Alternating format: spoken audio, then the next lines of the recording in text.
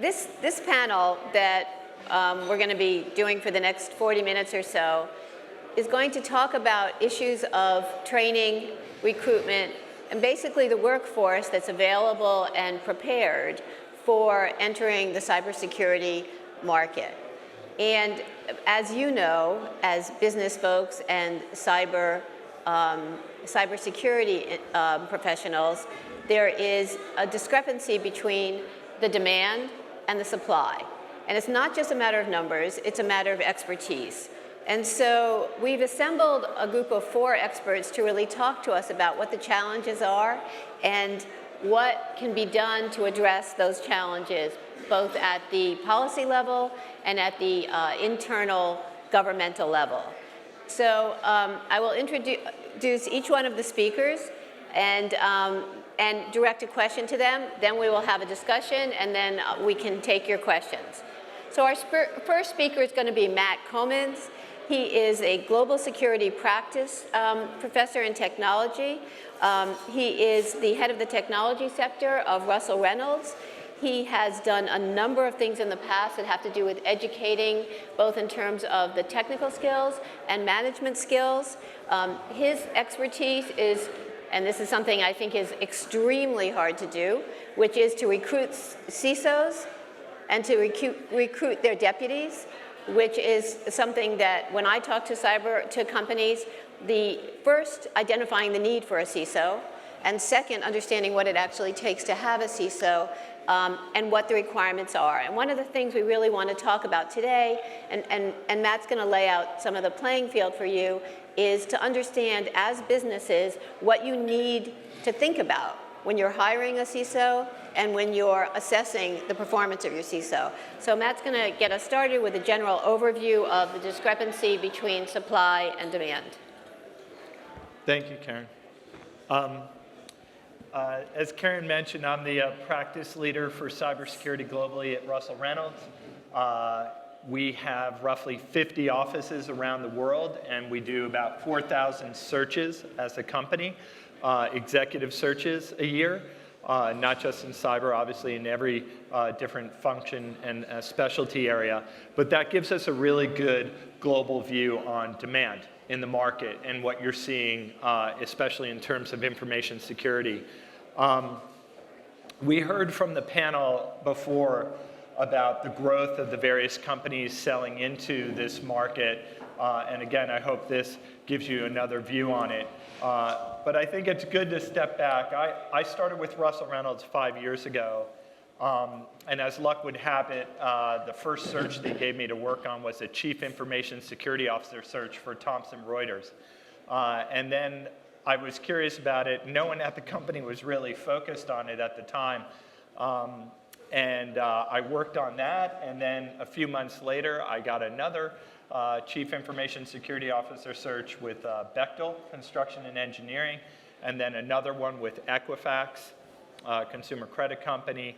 So I started to get a view on the market. I can tell you the market then versus now is dramatically different, just in that 5-year period. And I think it's good to step back and remember, Edward Snowden happened in 2013. Target happened in 2014. Sony happened in 2015.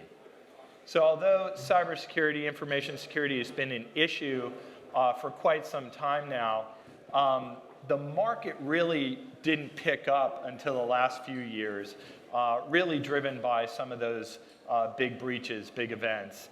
And again, I had sort of a front row view talking to some of the Fortune 1000 companies as they started to talk about this. But you would be amazed how much it's taking to get the companies to move. Companies' investment in this area, I think, really lags the headlines. I'm reminded in this category of something I think Bill Gates said about China. And he said, everybody's short-term too bullish on China and long-term too bearish on China. And it reminds me a lot of that market. So when cybersecurity really exploded on the scene, particularly after Target and Sony. We did see a lot of investment go crazy. We saw a lot of the stock prices pop. And then I think there was disappointment. You know, it was the short-term too bullish phenomenon. But I will tell you, most of the activity, 5 years ago, we went from maybe 3 searches in a year. This year, we'll do more than 70 searches in our practice alone. And of course, we're just a tiny slice of the market overall. But anyway, I will leave you with that as we hear from some of the other panelists. But hopefully that puts it in perspective. The demand has been mostly from the US. Halfway through last year, we started seeing demand pick up in Europe. And just in the last couple months, we started seeing the market pick up in Asia. So we are early innings in my view. Amjed Saffarini, CEO of CyberVista, recently president of Kaplan University's Innovation Group, focused on student learning, training, retention, marketing.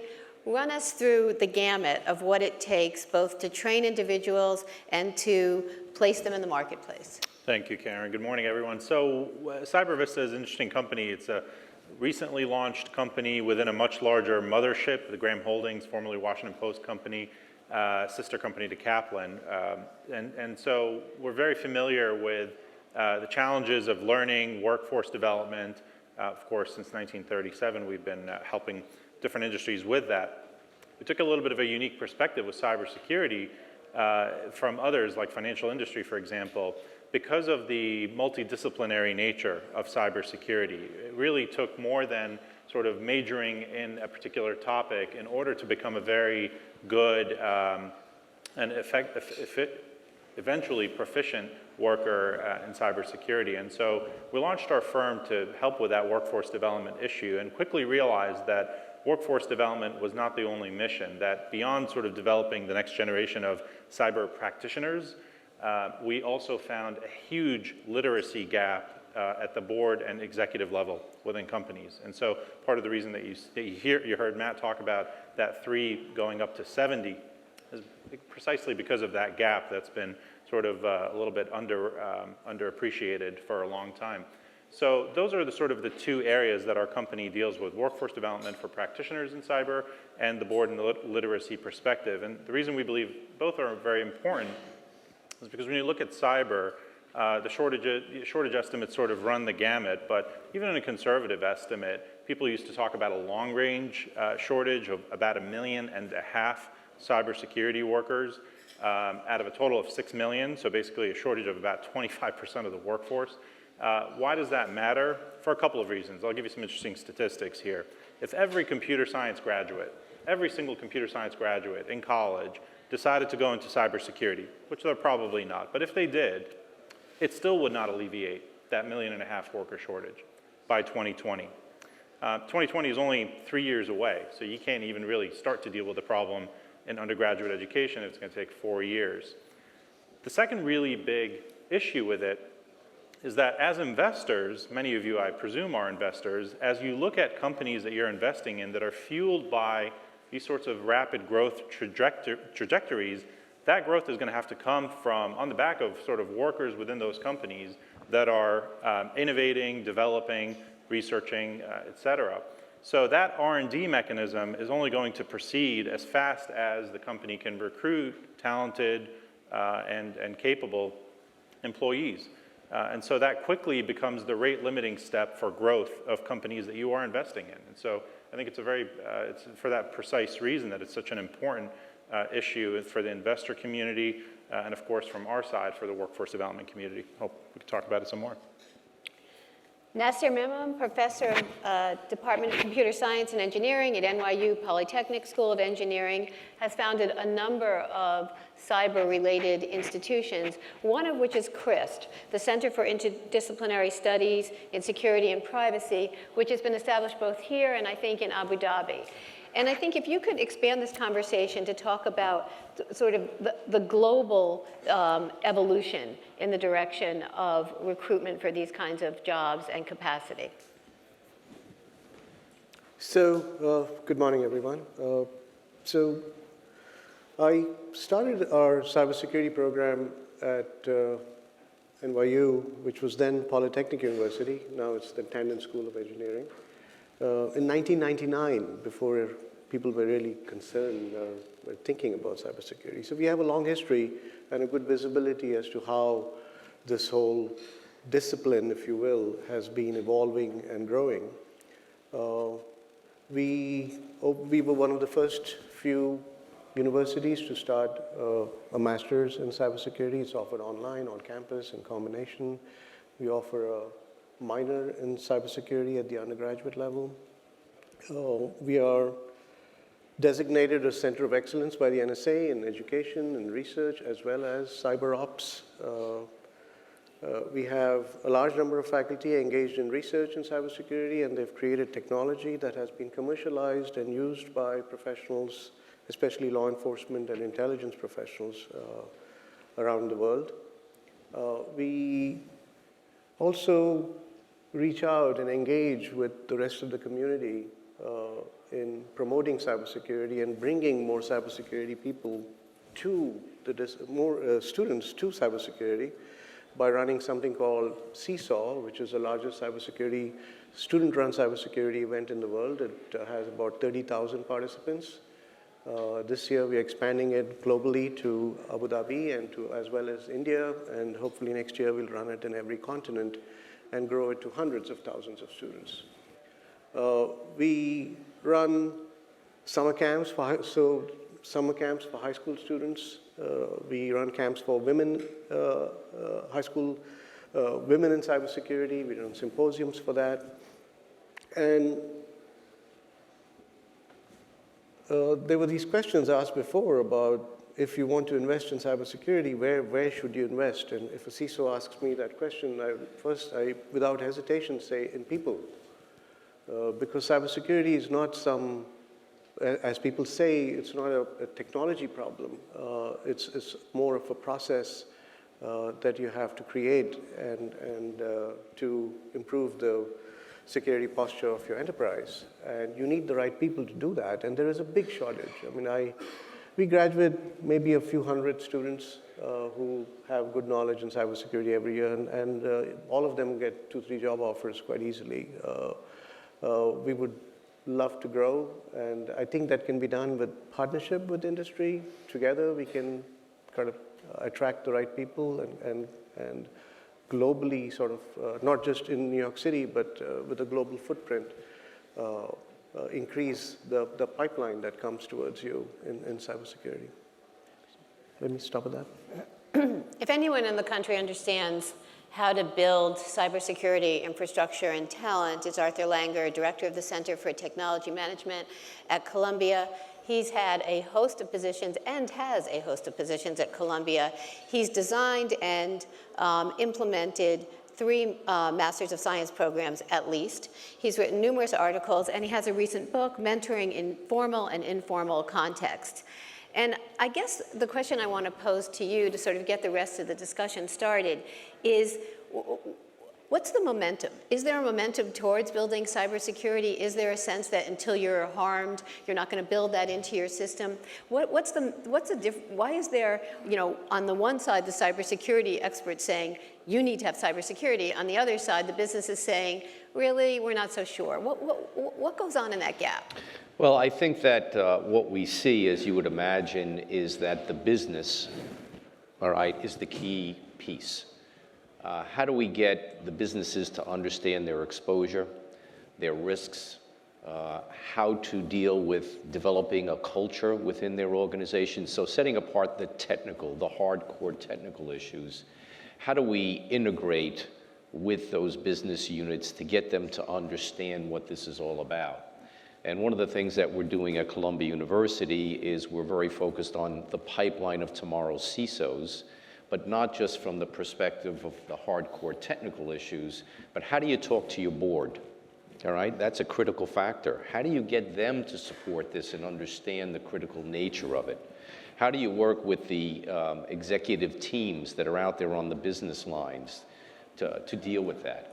How does one deal with the risk factors? How do we deal with what happens if something happens? What do we do then? How do we deal with the media? All of these things, as we've seen recently, can catch you at any given moment in time. So as a result of that, one of the things that we've done, and I think there's some people here that are even part of it, is we've developed a mentoring network for people with 10, 15, 20 years of experience who are in the field, who are doing the technical stuff, and want to jump up into that area where how do we get to the business units and really develop a way of dealing with the inevitable in many different ways. There'll be new threats, there'll be new things going out there. How do we get people within our organization to develop the notion that this is part of life and these are the best practices that we have to develop within the cultures of every organization, and as you know, those are very, very different. But moving that board forward and getting them to really understand, you know, everyone says, oh, not me. Why would they bother me? And these things go very deep, right? They're into your emails, as we've seen. They're into the things that you're doing at your desktop. And there's only so many things that we can do from a technical point of view as opposed to how do we relate to behavior. Another thing I'll just end on this is make no mistake about dealing with the millennials, which is another big part that we're dealing with, and I know that it's happening a lot in the financial sectors, is we get these young, talented people that come in and are really ready for Facebook and doing all the things that they want to do, but how do we somehow capture that? The fact that we want to give them those abilities, but at the same time, they have to be aware of the exposures. Incidentally, the military is going through this big time as well. Yeah, we're going to get to the public-private divide on this. Amjed, I just wanted, can you respond to this millennial issue? Is there a change of pace, a change of habit? You know, you talk about cultures, being inside cultures. What particular challenges there are in terms of your sense of training and recruitment for this, for the millennials? Why did you pick on me? Because you looked like you were eager to jump in. It's interesting. I read an article this morning that said that millennials are unique in that they're probably harder on themselves in terms of expectations than any other age group in the workforce. I thought that was interesting, a little bit contrarian from maybe some of the other things I see about them being spoiled and maybe a little too indulgent. But yeah, I thought that was interesting. Cybersecurity is a perfect field for millennials. Why? When you think about the average number of jobs or the average number of positions or skills that a typical millennial would at least want to go through, maybe they won't actually go through them, but at least that they'd be interested in going through, that's probably a very high number and an increasing number as you get from one generation to the next. Because of that, cyber actually creates a great opportunity. It's a multidisciplinary industry in a field that ranges the gamut from sociology to computer science to statistical analysis. I mean, you name it, intelligence. And so because of that, it really affords an opportunity to build expertise without, let's calling it, getting bored, doing a single task for decades at a time. And so I actually think cybersecurity as an industry has a little bit of a PR problem. I don't think that we as an industry are spending enough time actually attracting and selling the value proposition that it creates for these millennials hard enough. And you don't see that in an interesting way. I'll give you one anecdotal story about it, Karen and group. We were at the Black Hat conference, I think it was, last year. It's an industry conference, cybersecurity professionals. Used to be very hacker-like, and now, it's a lot of people like me kind of wearing suits running around it. They still have the hacker conference right after it called DEF CON, if you're familiar with that one, right? One of the interesting things that happened at Black Hat was Nike. It was Nike, right? Threw the big party over there. It was just insane, an absolutely huge party. And tried to find out what is Nike doing there? Why are they throwing a big party? And it was ultimately to recruit. Not to recruit because Nike all of a sudden wanted to become a cybersecurity company, but Nike realized that they in fact were a cybersecurity company. And actually, when you look at the world out there, some of the companies that these millennials are most interested in working in actually end up being also some of the most lucrative companies to work in. Financial service companies are some of the biggest cybersecurity companies in the world. Even though they don't provide cybersecurity to others, they are, in terms of total number of cybersecurity hires, some of the biggest cybersecurity companies, bigger than many of the pure plays. Matt, in your opening comments, you referred to Snowden and Target. I think maybe it would have been more appropriate to refer to OPM and Target in terms of just vulnerabilities in cybersecurity. And so I'm just wondering how you present the difference between the government vulnerabilities and the private sector vulnerabilities. And does it matter that the government, or would you say the government's better than OPM makes it look? Or is there a real sense that the government needs to take leadership in this field? Or should this be something that the private sector should do and then the government can come in and learn from these techniques, strategies, et cetera? Well, I'm not a super government expert, but I do talk to a lot of government cyber experts. What I've found is there's the military, sort of Department of Defense and the intelligence agencies, and then the government. And it seems to me, anyway, that most of the expertise and the investment has gone in more, as you would imagine, on the Department of Defense side, and the NSA and so forth. And then we see the OPM breach, and we just, I think Obama announced a few months ago that they would be hiring the first Uber CISO for the government, and I know some of the people inside the government who are working on that search as we speak. And there seems to be a big disconnect in terms of how prepared our government is and on cybersecurity for all these different departments versus our military, and I would imagine there'd be more collaboration than there exists. But we do find some great cyber experts because of the investment that's gone in, particularly on the military side. So if you look at some of the leaders in the commercial world on the private side, you will find many of them have backgrounds. They were in cyber command at the various groups in the military. They didn't combine it until a few years ago. So you have, cyber experts out of the Marines, out of Air Force, out of the Army, out of the Navy in particular. And we recruit absolutely these folks. We look for that because they've got the knowledge, they had the resources, the early investment in the area, they've been trained properly.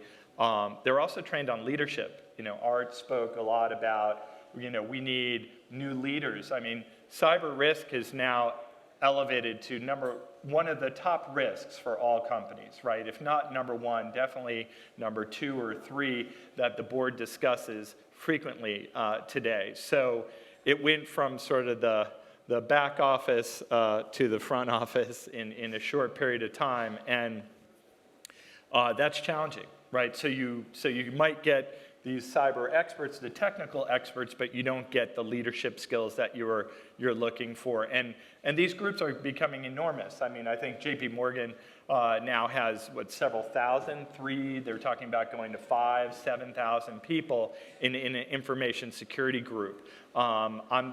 Just about everybody I talk to on the private side is growing their teams right now. So that requires new leadership skills, right, to manage those size teams, but to also, as Art pointed out, talk to the boardroom, influence across the different businesses, partner with them effectively.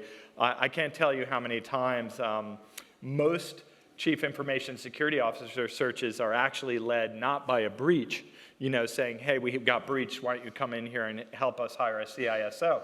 It's, well, we had a sort of a 1.0 CISO, who was great in the old world, but in the new world, with all these new requirements, we need different skills. We need all these softer skills, influencing skills, management skills, leadership skills that are not as obviously found.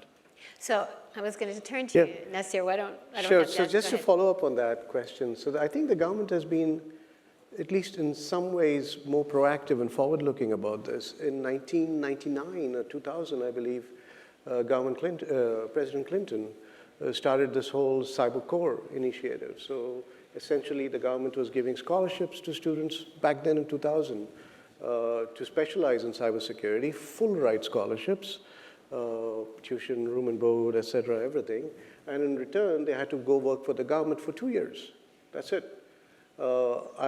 In 2000 itself, we were one of the first programs to receive that scholarship, to give it out. And I've graduated more than 100 students from that program in the last 10 years. And they've gone, half of them have gone to the NSA, some of them don't tell me where they go, et cetera. But the government has really, and these were really, really good students. Of course, not all of them stayed with the government forever, or maybe 5 years they left, and now they're in the Goldman Sachs and JP Morgans of the world. But I think even that is a good thing that happened. But the industry has not been proactive this way. Where is the investment the industry is making, saying that let us invest and create these pipelines, let us invest and create these programs that will funnel cybersecurity talent to industry? They've not done that. All right, how do you see what the ideal relationship between the government and the private sector would be in terms of training, recruitment, development? I think, behind the scenes a little bit, if you're working with these large financial institutions in particular, is that there's probably a little bit more collaboration than people may think, especially when there is warnings that are going on. I've seen back-end war rooms at various financial institutions, and there's even a lot of collaboration going on among these financial institutions. So for example, if they see something going on that has some relationship across the board, they are in touch with each other right away. And the government is also engaged with these things. Also, certainly if there's a breach, the government is involved right away. They're there, whether it's FBI or any of the other arm, they're engaged. A lot of this we're not aware of because no one's really allowed to talk about the things that are going on, but there's probably a lot more proactive things that are occurring between the government and sharing and within the industries themselves, because if one financial institution sees a hit, the first thing they're going to look for is anybody else getting hit. And then if there's more than one institution being hit, they're going to say, uh-oh, something is happening, something is going on. But I do think that, if you look at one other thing, which I think a lot of people don't see, who are the people who are on your board and your CEO? How old are they? They're probably baby boomers. And who are the people that are running the day-to-day operations? They're probably Gen X people. So what you have here is an interesting combination and integration of people that are coming from 3 different generations. And how that all comes together to manage things and utilize resource across the way is going to be significant. Amjed, when you're sort of talking to companies about this, do you talk about the generational issue? Do you deal with it at all? Are you sensitive to it, or is this news to you? Well, it's definitely palpable. I think when you're speaking to a board of directors where the average age is 61.2 years. You deal with it sometimes directly because they sort of bring it up and they say, this is an issue that we don't understand. Sometimes, sometimes indirectly because they're maybe unwilling to kind of see the reality. But, with cybersecurity, there's a lot of sort of smoke and mirrors, and some of it is deliberate, some of it is sort of just, it happens because it's a technical subject. The reality is it's really nothing new. To governance. I think it was Art that mentioned it's ultimately really an enterprise risk management issue, and this is just another enterprise risk, and it happens to be at the top of their list. And so there are ways of sort of bridging the gap between language that a millennial practitioner might speak and what a baby boomer on the board might otherwise say. I think the way to bridge that gap is to use things like the enterprise risk management framework to kind of say, this is no different than when you're managing your operational risk or financial risk or any other kind of risk. And all you have to do is ask 2 questions. What is going to enable or slow down my company's growth? And what existential threat is there to that happening? And I think if you sort of ask those 2 questions, I guess 3 questions technically, that you ultimately just get down to the boilerplate of all of cybersecurity. It all comes down to sort of those 3 questions: the products, the services, the people, all really boil down to that. Matt, I want to ask you about this challenge of you're a young, whatever, not Gen X, but let's say a millennial, wanting to go into the cybersecurity business. You have to learn so many skills that don't have to do with your actual technical expertise. You have to learn the business culture. You have to learn sort of the world you're functioning in terms of all these generations, as Art has said. Is this being done? Is there a way in which the outreach to students and to those who are being trained is attentive to these issues, or are we lagging there? Well, I've seen some of the better programs,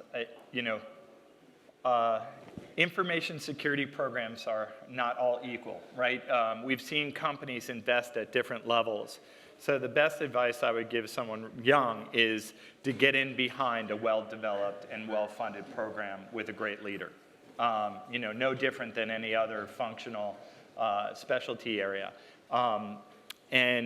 The companies with the bigger programs, more developed programs, are actually building direct pipelines to the universities, right? So they're saying, I can't fill particularly the lower level roles that I need to fill. So they're saying, I gotta build pipelines right into the universities, and in some cases shape the curriculum, for them. So I'm starting to see that more and more. Interesting. Karen, could I just respond to that for a second? And then it'll be time for your questions, so get them. There's something interesting about that. So when a company goes to a university and says, let's build a pipeline together, that's a very long-term prospect and a very forward-thinking company. Because let's think about it for a second. It takes 4 years to go through college, and then if you really want to do anything in cybersecurity, you really have to have sort of the gold standard certification, and it's called a CISSP, right? That CISSP requires 5 years of expertise after college, right? So technically you can get some credit for college work. So you're talking about something in the 9 to 10 year range. That shouldn't be a surprise. Cybersecurity is basically a profession. It is no different than maybe medicine or law or any of these other kinds of professions that also take 10 years to get into the pipeline. And so when you look at a company saying, we need to recruit and train, our next generation of workers, they have to have a decade-plus horizon in order to actually, see the fruits of their labor eventually coming down the path. And I think it's very, very important for companies to not only do that, I think it's very important that they do it, but they also need to look at those bridge programs that say, what are the adjacent areas that people can come into cybersecurity from? Maybe there are data scientists, maybe there are people in intelligence, maybe there are sociologists and psychologists, but there are a lot of other adjacent areas with people with expertise that could bridge into cyber potentially. All right. Yeah, I just want to, coming off of what you're talking about, I have a nonprofit organization that deals with returning veterans. And we have done numerous programs now with veterans coming out, enlisted veterans going into cybersecurity where they get a quick certificate. Now, I think we all know that if you're in the military, you have been trained on something. And many of them are coming out with various forms of whether it's analytics or preliminary cybersecurity, and with these certificate programs in collaboration with corporations. A recent one I did was with Hewlett-Packard, and they hired away 28 cyber military veterans within 10 months. So there are these other pipelines. I'm in agreement with you if you need to speed that up a little bit, because obviously there's more need than there is supply right now. Okay. Time for your questions. We're going to take a couple of questions and then give them both to the panelists. Over here and then over there. I have a twofold question, one for Matt and one for the panel.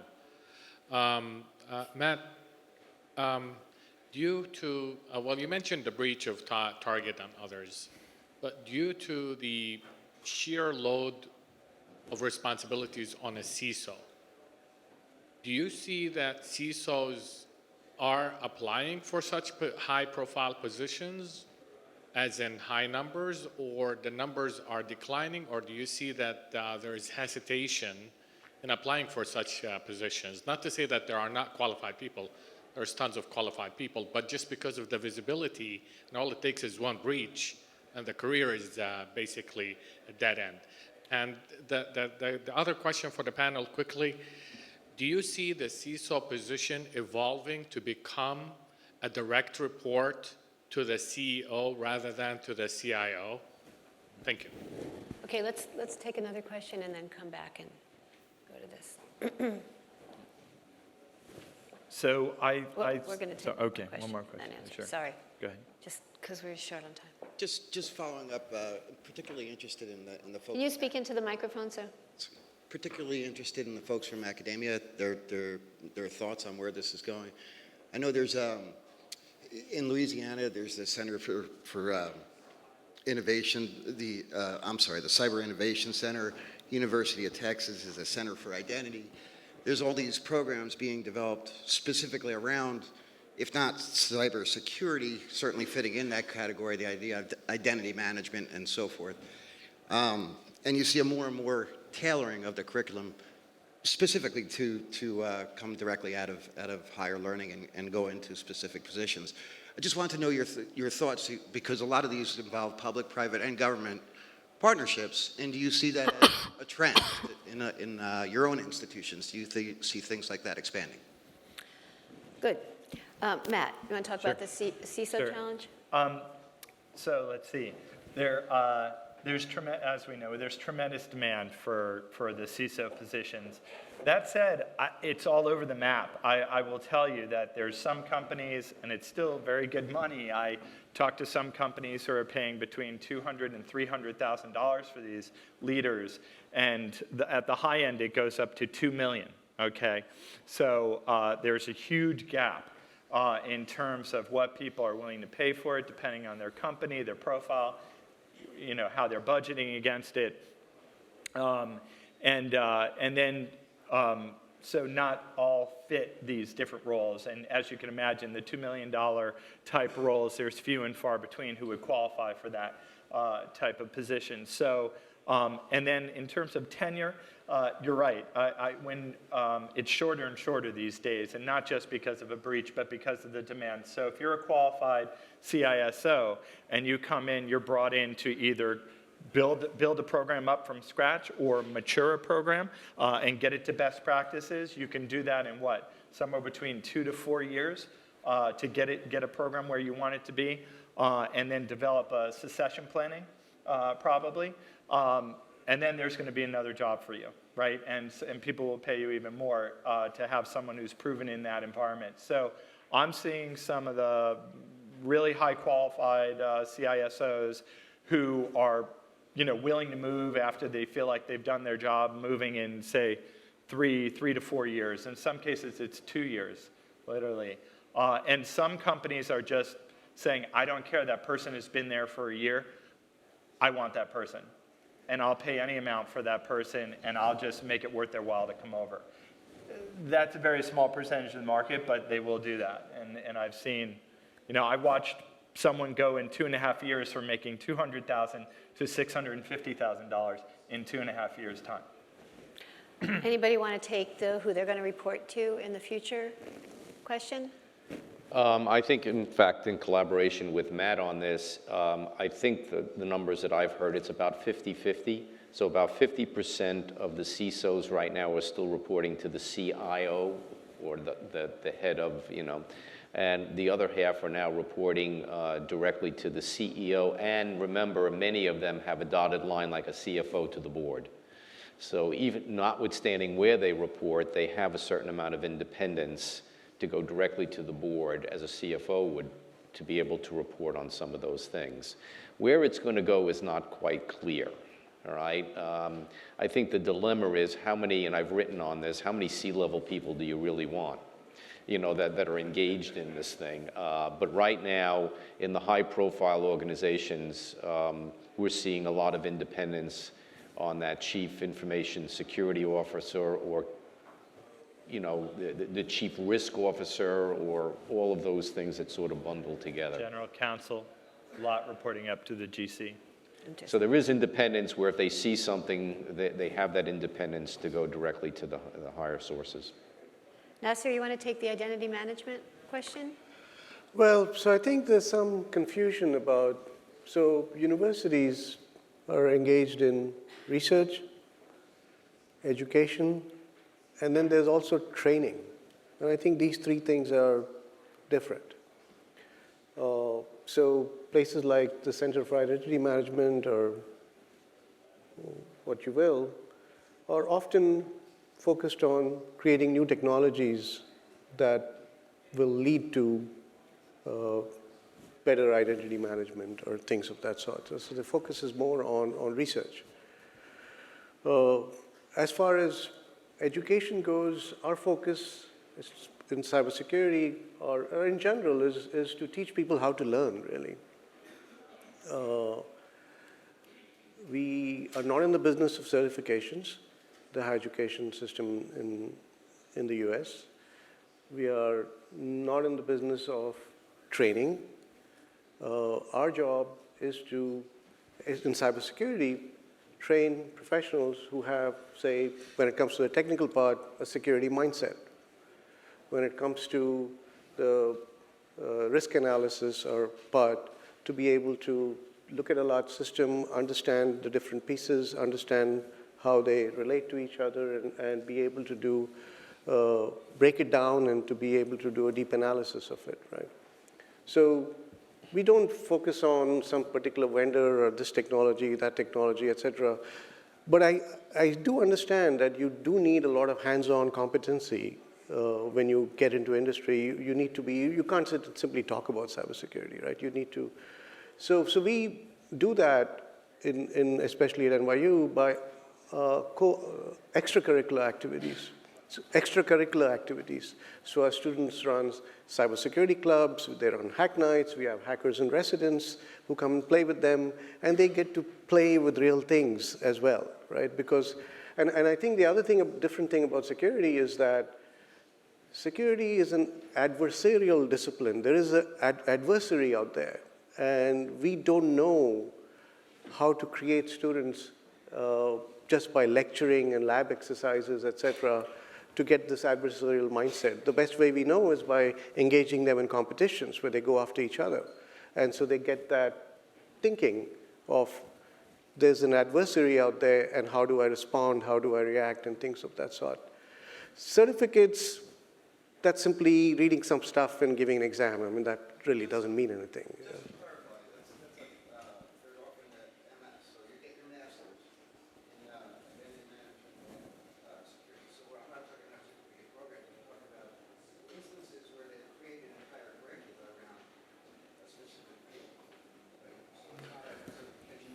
So I think some of them might be just flawed. They're just, some of them are probably just flawed. They should be focusing on concepts and not starting sort of programs in this management, that management, building chairs, building tables, things like that. We should be thinking more generally as far as higher education is concerned. And I think the basic thing we try to do is make them learn how to learn, right? Yeah. To that point, I think you get a lot of the specialization or training once you get into a group, right? And then, and a leader, I know, in terms of retention, as you can imagine, which is a huge issue in this market, they said, okay, you're going to run identity and access management or threat intelligence and incident response or insider threat or third-party risk management or, you know, you can rotate around and get this level of expertise to qualify you for the leadership role in the future. Yeah, the last thing I would say is that both of our institutions are known as Research One institutions. I mean, so there are distinctions of university levels. You know, you may see, and I would expect more of the community colleges maybe picking up these things like certifications and other types of training and collaborations. And then, of course, there are the vocational schools that are out there. We're out of time. Join me in thanking the panel. Thank you.